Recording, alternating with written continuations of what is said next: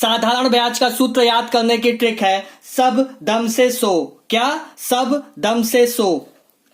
सब दम से सो।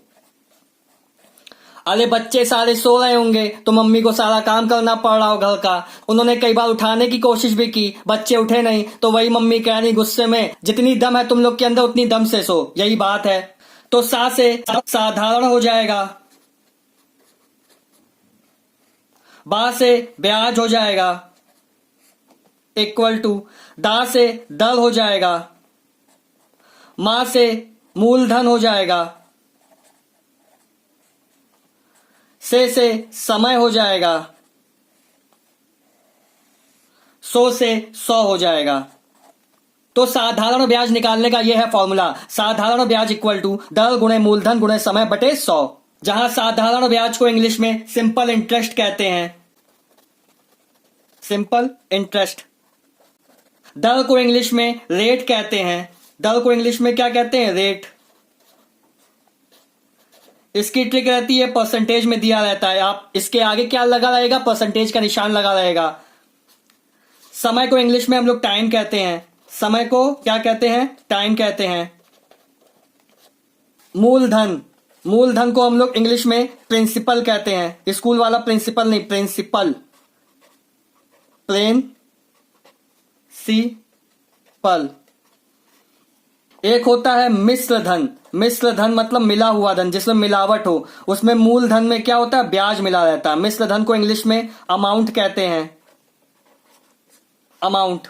तो सिंपल इंटरेस्ट को हम लोग शॉर्ट में SI लिख सकते हैं। क्या? SI।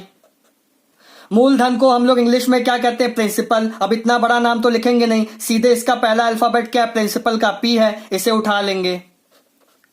दर को इंग्लिश में कहते हैं रेट। अब रेट इतना बड़ा तो लिखेंगे नहीं, रेट का पहला अल्फाबेट क्या है? R, इसको लिख देंगे। समय को इंग्लिश में टाइम कहते हैं, इसका पहला अल्फाबेट क्या है? कैपिटल T, इसको उठा लेंगे। अपॉन 100। ये हमारा क्या है? सिंपल इंटरेस्ट निकालने का फॉर्मूला।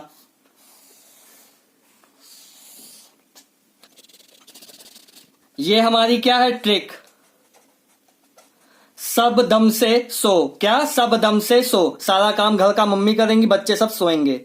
देखिए, कभी हमको दर दे देगा, मूलधन दे देगा, समय दे देगा, हमसे साधारण ब्याज पूछ लेगा। कभी दर नहीं देगा, कभी मूलधन नहीं देगा। कोई 3 चीज आपको देगा और कोई एक चीज नहीं देगा। ये फॉर्मूले से हम आराम से निकाल सकते हैं। चलिए, साधारण ब्याज यानी सिंपल इंटरेस्ट के हम लोग कुछ और फॉर्मूले देखते हैं। हमारा दूसरा फॉर्मूला है, यदि कोई धन खुद का n गुना हो जाता है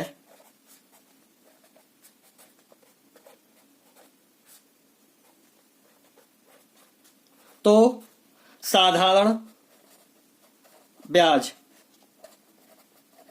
क्या होगा? चलिए, इसकी प्रूविंग हम लोग देख लेते हैं। कोई धनराशि T समय में 8% वार्षिक दर से n गुनी हो जाती है तो साधारण ब्याज क्या होगा? तो चलिए, इसका हम फॉर्मूला निकालना सीखते हैं। सॉल्यूशन। सबसे पहले हम लोग देखते हैं हमें क्या क्या दिया गया है T समय में। तो टाइम इक्वल टू क्या दिया गया है? T वर्ष। ब्याज की दर क्या दी गई है? रेट क्या दी गई है? R equal to R%। कितने गुना हो जा रहा है? n गुना।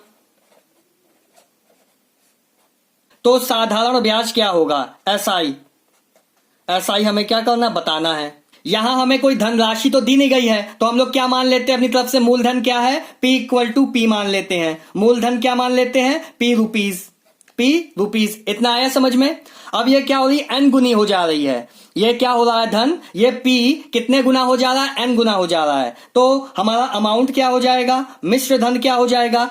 जो ये n गुना हो जा रहा है वो किसका होगा? प्रिंसिपल का होगा। और जो NP की वैल्यू होगी, मतलब n इंटू P, इसमें क्या क्या होगा? इसमें हमारा मूलधन तो होगा ही, ये जो n गुना हो जा रहा है तो इसमें क्या जोड़ रहा है? हमारा ब्याज भी जोड़ रहा है। इसको एक एग्जांपल से समझते हैं। देखिए, मान लीजिए आपने 100 रुपए लगाया। आपने 100 रुपए लगाया साधारण ब्याज पे, सिंपल इंटरेस्ट पे।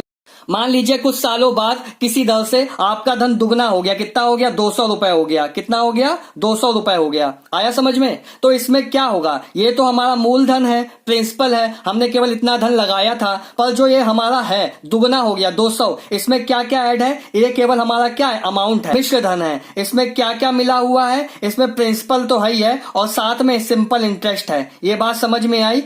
100 रुपए हमारा मूलधन था, अब जब ये दुगना हो गया तो 200 रुपए हो गए। 200 में ये क्या है?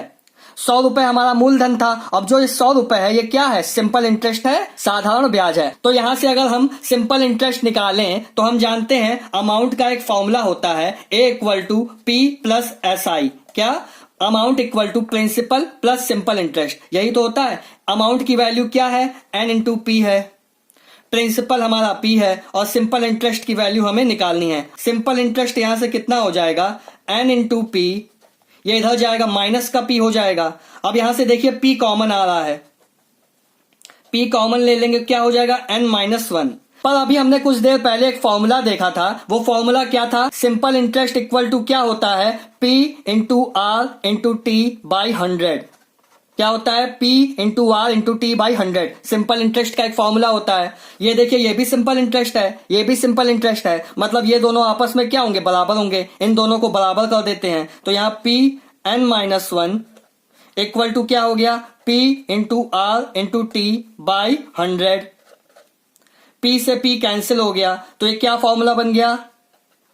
N minus 1 equal to R T by 100।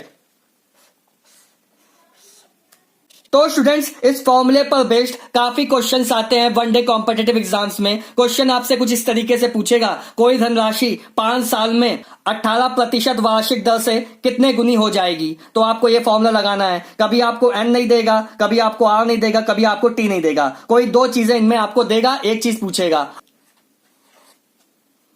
इसका डायरेक्ट फॉर्मूला होता है N minus 1 equal to R T by 100, R into T by 100। N minus 1 equal to R into T by 100। हमारा तीसरा फॉर्मूला है, यदि कोई धन T1 समय में N1 गुना हो जाता है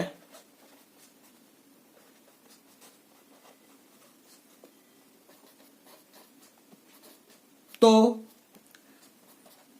T2 समय में कितने गुना हो जाएगा? इसका फॉर्मूला होता है N1 minus 1 upon N2 minus 1 equal to T1 upon T2। हमारा चौथा फॉर्मूला है जो हमारा मिश्र धन होगा। क्या? मिश्र धन। मिश्र धन मतलब मिला हुआ धन। इसमें क्या क्या होता है? मूलधन होता है, मूलधन में हम लोग क्या करते हैं? ब्याज जोड़ देते हैं। जब मूलधन में ब्याज जोड़ देते हैं तब हमारा क्या आ जाता है? मिश्र धन आ जाता है। इसे इंग्लिश में क्या कहते हैं? अमाउंट कहते हैं। इसे इंग्लिश में अमाउंट कहते हैं, इसे प्रिंसिपल कहते हैं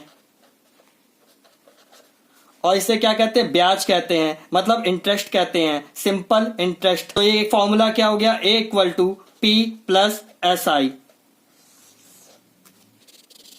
तो स्टूडेंट्स, अगर आपको वीडियो अच्छा लगा हो या कुछ नया सीखने को मिला हो तो चैनल को सब्सक्राइब कीजिएगा, वीडियो को लाइक कीजिएगा। Thank you.